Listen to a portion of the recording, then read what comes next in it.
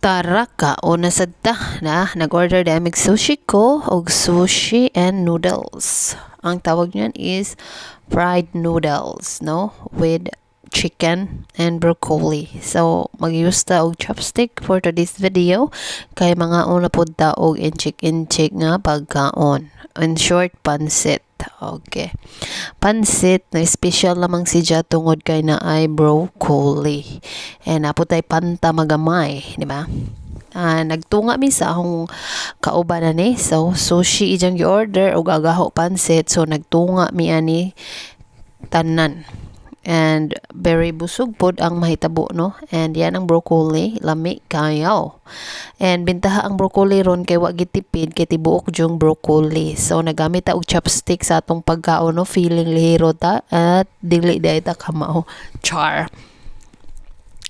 And kay ingon man siya nga kakaunon daw sa sushi. So ingon ko nga, sige mag-order ta. So agawang gi-order mo lagi na pansit balik-balik.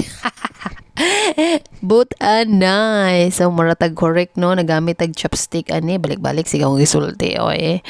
And napansin ako nga nagsige na laman jud kog kaon ani og pansit, bihon pansit, ana agahong gidang pansit ug ganahan pod siya sa akong pansit nga niluto.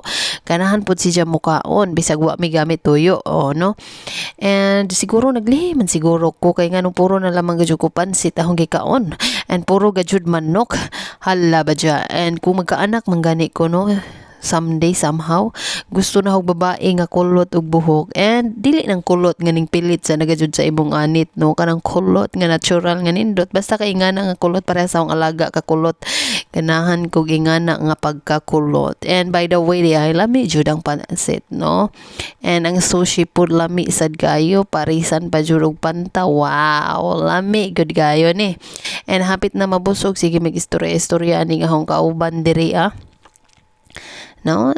Lamoy na lamang tani, wa tayo usap-usap, matod pa ni Tats nga usapon daw, pero lami man jud og tunlon. Og maura day ito. I hope you like this video and follow for more. Don't forget to like and follow, ha?